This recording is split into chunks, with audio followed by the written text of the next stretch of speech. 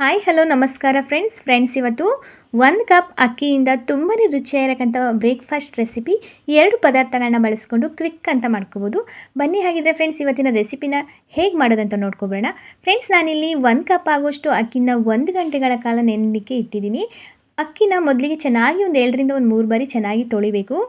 ಚೆನ್ನಾಗಿ ತೊಳೆದ ನಂತರ ಇದನ್ನು 1 ಗಂಟೆಗಳ ಕಾಲ ನೀರನ್ನ ಹಾಕಿಬಿಟ್ಟು ನೆನೆಯೋಕ್ಕೆ ಬಿಡಬೇಕು. ನೋಡಿ 1 ಗಂಟೆ ಆದಮೇಲೆ ಚೆನ್ನಾಗಿ ನೆಂದಿರುತ್ತೆ ಅಕ್ಕಿ.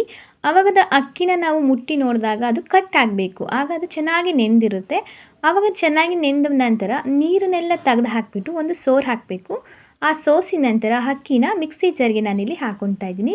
ನೋಡಿ ಮಿಕ್ಸಿ ಜಾರ್ಗೆ ಹಾಕಿದ ಮೇಲೆ ನಮಗೆ ನೀರಿನ ಪ್ರಮಾಣನ ಒಂದು ಅರ್ಧ ಕಪ್ ಆಗೋಷ್ಟು ನಾನು ನೀರನ್ನ ಹಾಕ್ಕೊಳ್ತಾ ಇದ್ದೀನಿ. ಜಾಸ್ತಿ ಹಾಕೋಕ್ಕೆ ಹೋಗಬೇಡಿ, ಸ್ವಲ್ಪ ಸ್ವಲ್ಪನೇ ಹಾಕ್ಕೊಂಡು ಅದನ್ನು ಚೆನ್ನಾಗಿ ಗ್ರೈಂಡ್ ಮಾಡ್ಕೋಬೇಕು. ನೋಡಿ ಈ ರೀತಿ ತಿಕ್ನೆಸ್ ಇರಬೇಕು. ಈ ರೀತಿ ನೀಟಾಗಿ ನುಣ್ಣಗೆ ರುಬ್ಕೋಬೇಕು. ಇವಾಗ ಚೆನ್ನಾಗಿ ನುಣ್ಣಗೆ ರುಬ್ಕೊಂಡ್ಮೇಲೆ ಇದನ್ನು ಒಂದು ಬೌಲ್ಗೆ ನಾನೀಗ ಹಾಕ್ಕೊಳ್ತಾ ಇದ್ದೀನಿ. ನಾವು ಅಕ್ಕಿ ರುಬ್ಬುವಾಗ ನೀರಿನ ಪ್ರಮಾಣನ ನೋಡ್ಕೊಂಬಿಟ್ಟು ಹಾಕ್ಕೋಬೇಕು. ಯಾಕೆಂದರೆ ತೀರ ನೀರು ಹಾಕಿಬಿಟ್ರೆ ಅದು ತೆಳು ಆಗಿಬಿಡುತ್ತೆ. ಹಾಗಾಗಿ ನಾವು ನೀರನ್ನ ಸ್ವಲ್ಪ ಸ್ವಲ್ಪನೇ ಹಾಕ್ಕೊಂಡು ರುಬ್ಕೋಬೇಕು. ನೋಡಿ ಅದನ್ನು ಬೌಲಿಗೆ ಹಾಕಿದ ಮೇಲೆ ರುಬ್ಬಿದ ಮಿಶ್ರಣನ ಇವಾಗ 1 ಕಪ್ ಆಗೋಷ್ಟು ನಾನಿಲ್ಲಿ ಆಲೂಗೆಡ್ಡೆನ ತೊಗೊಳ್ತಾ ಇದ್ದೀನಿ. ಆಲೂಗೆಡ್ಡೆನ ನಾನು ಬೇಯಿಸಿರಕ್ಕಂಥ ಆಲೂಗೆಡ್ಡೆನ 2 ಮೀಡಿಯಮ್ ಸೈಜಿನ ಆಲೂಗೆಡ್ಡೆ ತೊಗೊಂಡು ಇದನ್ನು ಕೂಡ ಅಷ್ಟೇ ಒಂದು ಸ್ವಲ್ಪ ನೀರನ್ನ ಹಾಕ್ಕೊಳ್ತಾ ಇದ್ದೀನಿ. ಒಂದು 1/4 ಕಪ್ ಆಗೋಷ್ಟು ನೀರನ್ನ ಹಾಕ್ಕೊಂಡು ಇದನ್ನು ನೀಟಾಗಿ ಪೇಸ್ಟ್ ರೀತಿಯಾಗಿ ರುಬ್ಕೋಬೇಕು.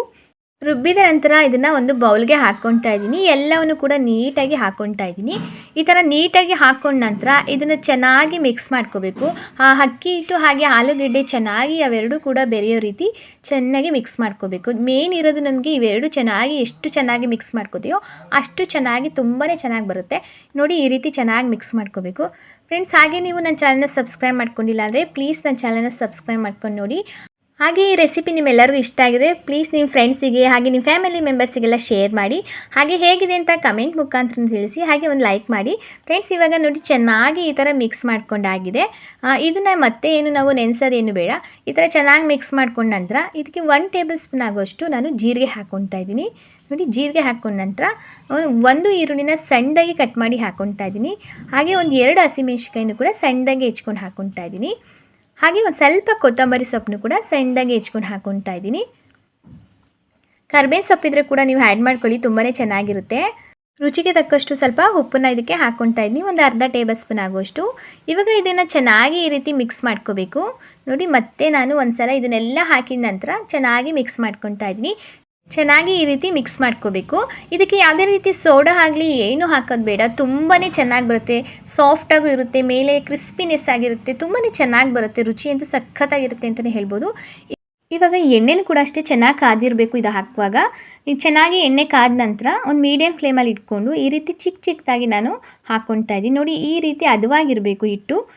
ತೀರಾ ತೆಳುನೂ ಇರಬಾರ್ದು, ತೀರಾ ಗಟ್ಟಿನೂ ಇರಬಾರ್ದು, ಒಂದು ಮೀಡಿಯಮ್ ಆಗಿರಬೇಕು ಫ್ರೆಂಡ್ಸ್. ತುಂಬಾ ಚೆನ್ನಾಗಿ ಬರುತ್ತೆ. ನೀವು ಹಾಕುವಾಗ ಒಂದು ಸ್ವಲ್ಪ ನೋಡ್ಕೊಂಡು ಹಾಕಿ. ಜಾಸ್ತಿ ಉರಿ ಕೊಟ್ಟು ಹಾಕಿದರೆ ಅದು ಎಣ್ಣೆ ಎಲ್ಲ ಮೇಲೆ ಹಾರಿಬಿಡುತ್ತೆ. ಅದಕ್ಕೆ ನೀವು ಮೀಡಿಯಮ್ ಫ್ಲೇಮಲ್ಲಿ ಇಟ್ಕೊಂಡು ಹಾಕಿ.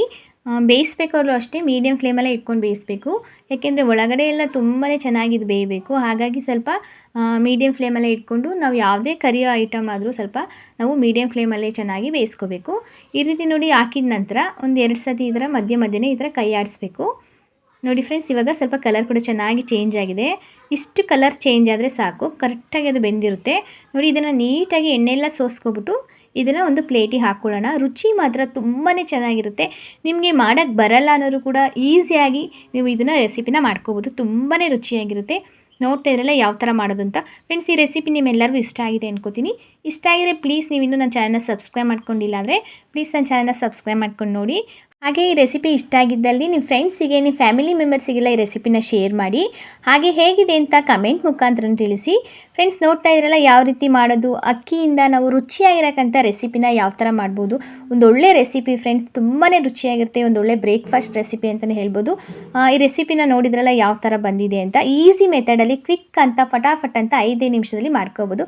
ಅಕ್ಕಿ ಹಾಗೆ ಆಲೂಗೆಡ್ಡೆ ಇದ್ದರೆ ಸಾಕು, ಕ್ವಿಕ್ ಅಂತ ಮಾಡ್ಕೋಬೋದು.